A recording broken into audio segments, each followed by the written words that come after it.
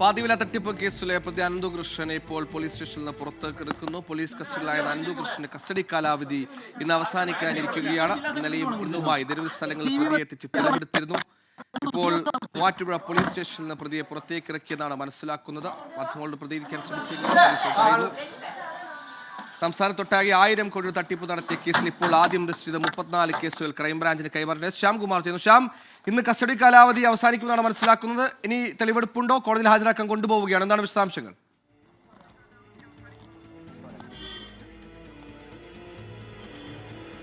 പ്രതിയെ മൂവാറ്റുപുഴ പോലീസ് സ്റ്റേഷനിൽ നിന്ന് 1-ാം ക്ലാസ് മജിസ്ട്രേറ്റ് കോടതിയിൽ ഹാജരാക്കുന്നതിന് വേണ്ടിയിട്ടാണ് ഇപ്പോൾ കൊണ്ടുപോയത്. ആ ദൃശ്യങ്ങളാണ് ഇപ്പോൾ കാണുന്നത്. കസ്റ്റഡി കാലാവധി അവസാനിച്ച പ്രതിയെ കോടതിയിൽ ഹാജരാക്കി റിമാൻഡ് ചെയ്യുമെന്നുള്ളതാണ് പോലീസ് അറിയിച്ചിരിക്കുന്നത്. അതേസമയം ഈ കേസുമായി ബന്ധപ്പെട്ട് മറ്റ് സ്ഥാപനങ്ങളിൽ, അതായത് അനന്തകൃഷ്ണൻ്റെ സ്ഥാപനങ്ങളിൽ പരിശോധന നടത്തുന്നതിനുള്ള അപേക്ഷയും പോലീസ് ഇന്ന് കോടതിയിൽ സമർപ്പിക്കും. സ്റ്റേഷനിൽ നിന്ന് പുറത്തേക്ക് ഇറങ്ങി വരുന്ന സമയത്തും ഈ കേസുമായി ബന്ധപ്പെട്ടുള്ള ചോദ്യങ്ങളോട് പ്രതികരിക്കാതിരിക്കാനായിട്ട് അനന്തകൃഷ്ണൻ ശ്രമിച്ചു. അതിലുപരിയായിട്ട് പോലീസുകാർ അനന്തകൃഷ്ണനെ കൊണ്ട് ഒരു കാര്യവും മാധ്യമങ്ങളോട് പറയിപ്പിക്കാതിരിക്കാൻ പ്രത്യേകം ശ്രദ്ധിക്കുന്നുണ്ടായിരുന്നു. ഏതായാലും അല്പസമയത്തിനകം ഇപ്പോൾ അനന്തവുമായുള്ള വാഹനം മൂവാറ്റുപുഴ 1-ാം ക്ലാസ് മജിസ്ട്രേറ്റ് കോടതിയിലേക്ക് എത്തും. വൻമീനുകൾ ഉണ്ടെന്ന് നേരത്തെ തന്നെ വെളിവായ കേസിൽ ഇപ്പോൾ പ്രതിയെ കോടതിയിൽ ഹാജരാക്കി റിമാൻഡ് ചെയ്യാൻ കൊണ്ടുപോവുകയാണ്. ഈ കസ്റ്റഡി കാലാവധി സമയത്ത് തന്നെ രാഷ്ട്രീയ പ്രമുഖരുമായുള്ള തന്റെ ബന്ധങ്ങളടക്കം പുറത്തേക്ക് വെളിപ്പെടുത്തുന്ന രീതിയിലുള്ള തെളിവുകൾ അനന്തകൃഷ്ണൻ കൈമാറിയിരുന്നു. ഐപാഡിലും ഡയറിയിലുമായി സൂക്ഷിച്ച കണക്കുകൾ, അതിനപ്പുറത്തേക്ക് രാഷ്ട്രീയ പാർട്ടികൾക്കും നേതാക്കൾക്കും കൊടുത്ത പണത്തിന്റെ ശബ്ദ സന്ദേശം, അവരുമായുള്ള സംഭാഷണങ്ങളടക്കം ക്ലൗഡ് സ്റ്റോറിൽ സ്റ്റോർ ചെയ്ത് വെച്ചിരുന്നു അനന്തകൃഷ്ണയെക്കാലെങ്കിലും എപ്പോഴെങ്കിലും താൻ പിടിയിലാവുമെങ്കിൽ അതൊരു സമ്മർദ്ദതന്ത്രമാക്കാനുള്ള ഒരു ഒരുക്കമൊക്കെ നേരത്തെ തന്നെ പ്രതി നടത്തിയെന്നാണ് മനസ്സിലാക്കേണ്ടത്. ഇപ്പോൾ വലിയ ഹൈ പ്രൊഫൈൽ കേസ് കൂടിയായി മാറുകയാണ്. വളരെ പ്രമുഖരായ MP-മാരും MLA-മാരും ജില്ലാ അധ്യക്ഷന്മാരും അടക്കം പ്രതികളാകുന്ന, അല്ലെങ്കിൽ ജില്ലാ അധ്യക്ഷന്മാരടക്കം പണം കൈമാറിയെന്ന, പണം കൊടുത്തു എന്ന വൻ വെളിപ്പെടുത്തൽ വരുന്ന ഒരു പശ്ചാത്തലത്തിൽ കൂടി കേസിന്റെ സ്വഭാവവും ഗ്രാവിറ്റിയും മാറുന്നു എന്ന കാര്യത്തിൽ സംശയമില്ല.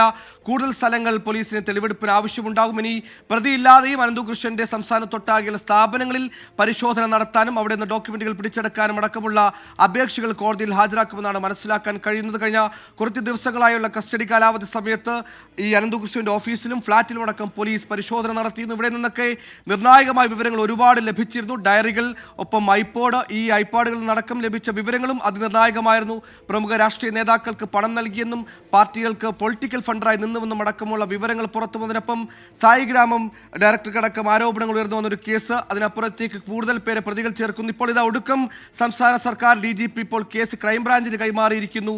ഈ ക്രൈംബ്രാഞ്ചിന് കൈമാറിയിരിക്കുന്ന അവസാന ദിവസം തന്നെയാണ് പ്രതിയുടെ കസ്റ്റഡി കാലാവധി അവസാനിക്കുന്നത്. ഇപ്പോൾ കോടതിയിൽ ഹാജരാക്കി പ്രതിയെ റിമാൻഡ് ചെയ്യുമെന്നാണ് മനസ്സിലാക്കുന്നത്. ശ്യാംകുമാറാണ് വിശദാംശങ്ങൾ. ശ്യാം, തുടരാം.